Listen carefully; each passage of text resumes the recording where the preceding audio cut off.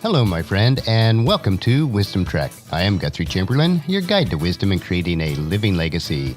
Thank you for joining us for our 5-day-per-week Wisdom and Legacy Building podcast. This is day 501 of our trek, and it is Wisdom Wednesday. Every Wednesday along Life's Trail, we will dig for the nuggets of wisdom that are found in the book of Proverbs. Today, we will explore the second half of chapter 25. We are broadcasting from our studios at the Big House in Marietta, Ohio. We are still waiting for the opportunity to finish up our leaf harvest. We received a replacement engine for our leaf vacuum, but we were shipped the wrong one. The company was very good about shipping the correct one promptly, and we shipped the incorrect one back.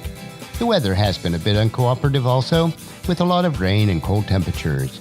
We will try to wrap up the process this weekend. Life does not always go as smooth as we would like it to, but we need to continue on each day with the reality of life as it is, and not how we wish it to be. Wisdom, insight, and understanding help us to see and handle the unexpected events of life. Patience is one of those attributes that is a sign of godly wisdom. One verse that we'll explore today says, "Patience can persuade a prince." Let's start in as we explore verses 15 through 28. This is taken from a section called More Proverbs from Solomon, and they were copied out by King Hezekiah. Verse 15, "Patience can persuade a prince, and soft speech can break bones." A patient person is truly wise and a person of strength. With that strength, leaders can be persuaded to take action. Through patience and controlled speech, a person can break through the toughest of opponents without any violence. Verses 16 and 17, "Do you like honey? Don't eat too much, or it will make you sick. Don't visit your neighbors too often, or you will wear out your welcome." Anything in excess is not really good for you, even if it is enjoyable. The first example is honey, which both tastes good and has health benefits. When you eat too much honey all at once, it will make you sick.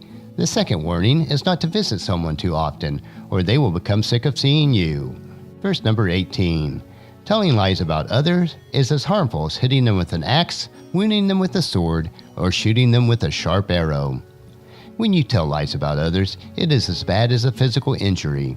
It can cause emotional damage or even emotional death to those that are on the receiving end of your lies. Verse number 19. "Putting confidence in an unreliable person in a time of trouble is like chewing on a broken tooth or walking on a lame foot." We all know that person who you cannot rely on for keeping their word or being on time. It is painful to deal with, especially when you need them most, and it's like having a physical injury that will impede the progress that you would otherwise expected. Verse number 20.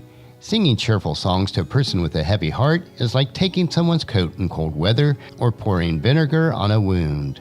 When someone is grieving, it is not the time to try to cheer them up. It is better to console them and even empathize with them if at all possible. Otherwise, you will cause more pain than the grief that they are already experiencing. Verses number 21 and 22. "If your enemy is hungry, give them food to eat. If they are thirsty, give them water to drink. You will heap burning coals of shame on their heads, and the Lord will reward you." We should treat all people with kindness, including those that you might consider your enemies. It will soften their hearts towards you and help them to realize that you do love them. God will reward those who show kindness to others. Verse number 23. "As surely as north wind brings rain, so a gossiping tongue causes anger." We are usually pretty good at interpreting the signs of weather. We know that if winds are coming from the north, it usually indicates bad weather. We should also realize that our actions, such as gossiping, will bring out anger with those that we are gossiping about. Verse number 24. "It is better to live in a corner of an attic than with a quarrelsome wife in a lovely home." As we have read this before in Proverbs, there is nothing quite as miserable as living with a complaining, arguing spouse.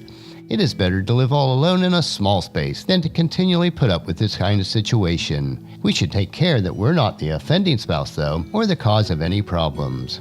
Verse number 25. "Good news from far away is like cold water to the thirsty." As refreshing as cold, clear water is when you are experiencing thirst on a hot summer day, is good news that you've been waiting for. It refreshes the soul and the spirit as water refreshes the body. Verse number 26. "If the godly give in to the wicked, it is like polluting a fountain or muddying a spring." It is a travesty to see good, godly people fall prey to the influence of those who are wicked. It is the same way as contaminating pure water with filth or mud. Once the water is contaminated, it is ruined and unsuitable for its intended purpose. Verse number 27. It is not good to eat too much honey, and it's not good to seek honor for yourself. Just like eating too much honey will make you physically sick, if you are bragging about yourself to others, it will make them sick of you. And verse number 28. A person without self-control is like a city with broken down walls.